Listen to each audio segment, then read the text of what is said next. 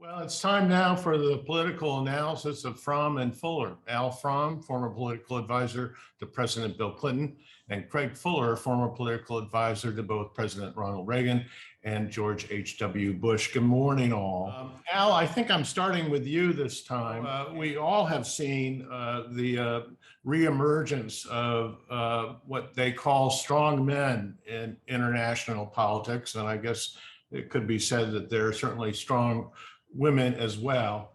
But you see this in many democracies as well, including our own with the Republican Party and, the cult of personality and the remarkable experience we've had with Donald Trump and now with Governor DeSantis. There's a lot of alpha activity going on, except in the Democratic Party. I just wanted to know what you thought. First of all, I don't think the Democrats or the country needs a strong man. We're witnessing in Ukraine the damage a strong man can do, and we don't need a demagogue either.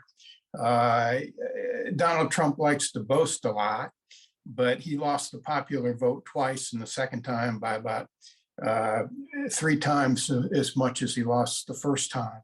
So I'm not sure that's really, that's really a formula for winning over the country or independent voters. The reality is Democrats have done well with independent voters. Biden won them by double digits over Trump. Democrats won them in the cumulative vote for the House, both in 2018 and in 2020.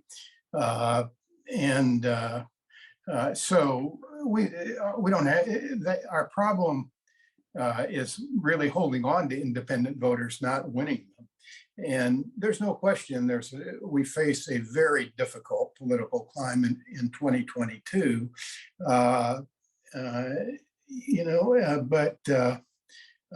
It's not like the Democrats have been a down and out party over the last 30 years. We've won the popular vote in 7 of 8 presidential elections. No party ever has done that well.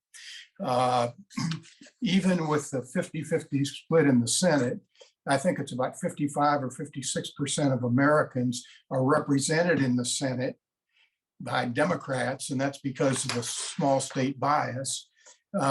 So my view is as long as Democrats offer a sensible, forward-looking agenda that honors our values, but that most Americans can support, will do quite well. Democrats do face some problems in addition to the climate this year. They have obviously the historical problem of the party in power always having a tough off-year election, or almost always having a tough off-year election. But because of the way Democrats are distributed, their votes are in compact areas, they tend to be affected negatively by redistricting. The Democratic candidate, in order to assure he wins or she wins the Electoral College, has to win the popular vote by 3%. As I said, in the Senate, about 55 or 56% of the people have voted Democratic in Senate elections for the 50-50 split, and that could even get a little worse. Now, over time, that probably will even out, but the institutions often lag behind the reality. So what do Democrats need? As I said last week, we need a new generation of leadership, and we need to run on an agenda that attracts people to our party, not chases them away. That's exactly what the DLC faced when we came in 1985. And we had a new generation of leaders. And I just thinking back, 2 of them, Bill Clinton and Joe Biden, who were part of a young group in 1985, have been president. Al Gore's been vice president and our nominee for president. Joe Lieberman was a nominee for vice president. John Kerry, who was part of the group later, and Hillary Clinton were both nominees for president. And in 2000, we picked our well, he was not a member of the DLC. We went out and looked at the 100 rising stars in Democratic politics, and Barack Obama was right near the top of that. You know, as long as but we need a new generation. There's no question about it. And if we can do that and combine it with an agenda that is progressive but centrist, honors democratic values, but talks to suburban and independent voters and doesn't chase them away, we'll do fine. Greg, it might not be the case that strong men are popular in the Democratic Party at this point, strong women, but they certainly like them in the Republican Party right now. And I'm just seeing this as a new approach to American politics. What's your take? First of all, I guess overall, I think one of the things we're disadvantaged by is kind of a leadership gap, if you will. And I think it's true in both parties. I say that because you have to divide this issue, it seems to me. One is the process by which people get elected. And Al's quite right. You know, Democrats do well in these elections. The Republicans have done well at times. But an election is a comparison between two individuals. And I think increasingly we're ending up with people feeling like they don't really like either choice that well, but they'll take one over the other. You know, I know in the Trump campaign period, people would say to me, Republicans would say to me, you know, I don't know about him. There's a lot I don't like, but honestly, how can it get any worse? Well, if that's the threshold by which you're judging the leader of this nation, you know, there are consequences to that. And the consequences come on the flip side, on the governing side. And that's where I think this leadership gap is a real concern, because the parties have become more polarized, and the independents are up for grabs by both parties. But the governing process, the people we got elected, that do get elected, then the leaders you cite, I sometimes they're just loud voices. I put the Republican leader McCarthy in that position in the House. They're not leading so much as they're spending more time on television or cable news, or and they're really all about the process of getting elected or getting people elected who will support them. But this leadership gap is serious. You know, knowing that you wanted to talk a little about this, I was puzzled as to where to go, but I did find a site anybody can go look at. It's called yougov.com, yougov.com. And it's a polling system that's all online. Anybody can participate. They get millions of views, and they basically rate sort of positive reaction to people versus negative reaction to people. And it's kind of enlightening. I mean, so in the first quarter of this year, 2022, Justice Roberts has the highest positive number, 60%. His negative is 34, which is actually quite low given others.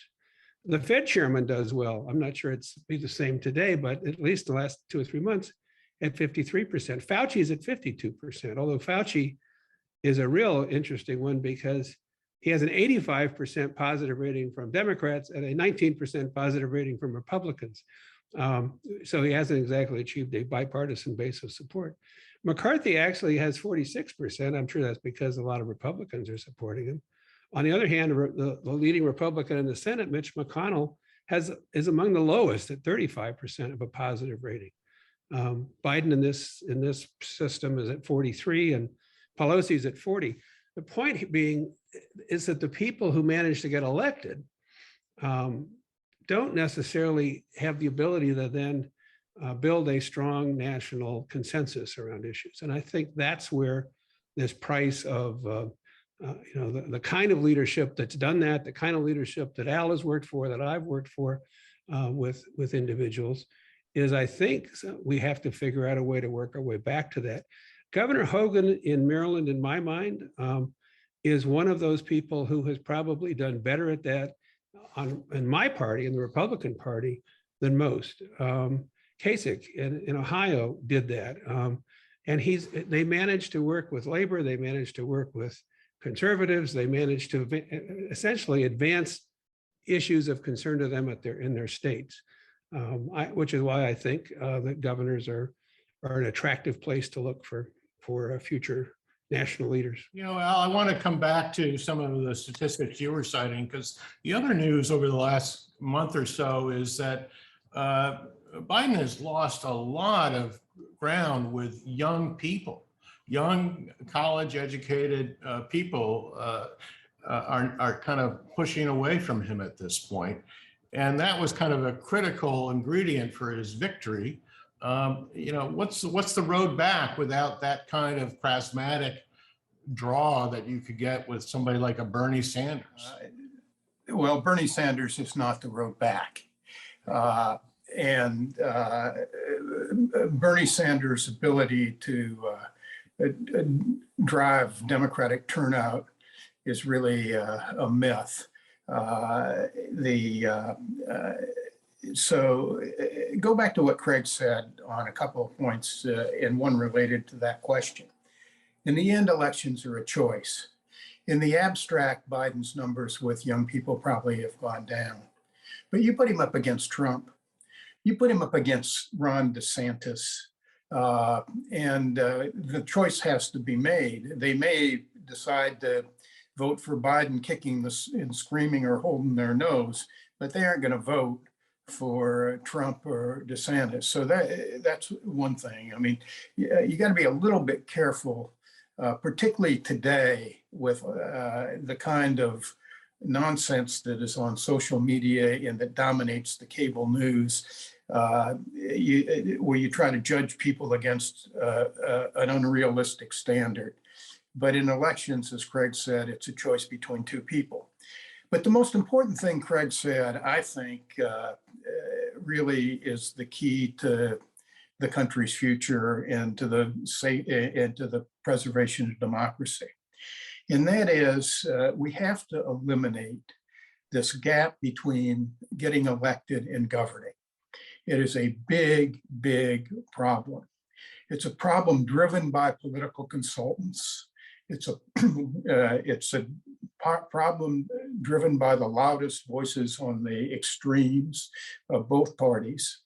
But Craig and I both came to Washington, well, I was in Washington, but Craig came to Washington with a president, and I was deeply involved with a president who ran what I call idea-based campaigns. They built a consensus. They build support for their agendas in their campaigns. And that's critical. I teach a class in graduate school in Johns Hopkins, online class, in political ideas and messaging. And that's the main point. I use those two candidates as an example. What we decided in 1989, as we started, when Bill Clinton started his negotiations to be chairman of the DLC, was that if we had an agenda that the American people could support, they'd support us too, and we could get it enacted. And the reason we're in politics was to do good things for people, and it's hard to do good things for people if you don't ever get elected. And so we put together an agenda. Not everybody in our party liked it, but a majority of Americans did, or at least enough Americans did, to electing president. And the cornerstones of that agenda, like welfare reform and national service and charter schools, and reinventing government and fiscal discipline, all of those things that we talked about in the campaign, we enacted. Ronald Reagan came, ran on his economic program. The centerpiece being the Kemp-Roth tax bill. And when he got elected, he got it through. And I think there is a connection between Reagan being able to enact his agenda and Clinton being able to enact his, and that is that they told the American people what they were going to do, and then they did it. And that's what we need to do, because our country can't survive if you have a bunch of demagogues like Donald Trump who campaign on stuff that, feeds the grievances of a lot of people who are aggrieved in the country right now, but doesn't do anything to solve the problems. if we're going to survive as a strong democracy, we need to get back to idea-based politics. You have the last word. Well, I want to build on that because I think that notion is extremely important. And I just reflect for just a minute on Ronald Reagan and Bill Clinton, two different individuals to be sure. But Ronald Reagan, whether it was the GE, speeches and all that, or serving as governor, or after he left the governor's office, and I worked in the firm that managed his activities, he spent all of his time thinking about issues, traveling around the country, giving speeches, coming back with 10 or 15 more articles on issues he learned about as he was traveling. And so he got to know the nation, and the nation got to know him. I know people in the Northeast who could not believe that Ronald Reagan had a chance when he ran for president. What they didn't realize is he hadn't spent all of his time, at Harvard, Yale, and Washington, D.C. He had been out around the country, and he did know the pulse of the people. And with Bill Clinton, and thanks to Al and the DNC, Bill Clinton did the same thing. He traveled the country. The country got to know him. He got to know the country. And really, a president that I worked for who didn't really think this former governor could measure up, defeated him. And as Al said, they then came with an agenda, but they also came with the ability and the know-how to build a coalition because they touched so many people and so many lives. And that whole notion of getting to know people, I think we're losing. I tell you, the phrase that scares the heck out of me that's been in the news recently with Elon Musk's acquisition of Twitter is that Twitter is the town hall, is our town hall. Well, Twitter is our town hall. This is a horrifying thought. There's no real, interaction. There's no engagement. There's no chance for an in-depth discussion or a thoughtful article. It's just, firing back and forth at each other. And so I do think we have to step back and ask ourselves, if we're not happy with the leadership we're getting, or perhaps we ought to look for another pattern. And the past does inform us.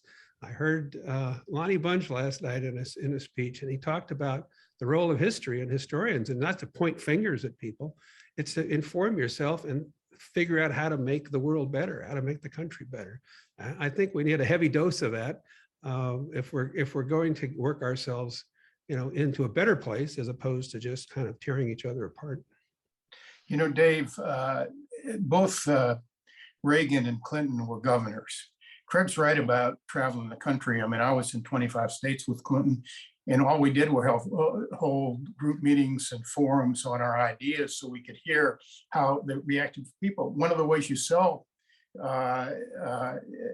ideas is that is you need to understand what people hear, not just what you say. And you do that by meeting a lot of people.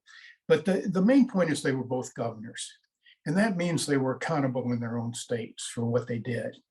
I think the reason governors are probably better candidates, and certainly turn out usually to be better presidents, is because in the Congress, and particularly today in this polarized Congress, senators and congressmen talk.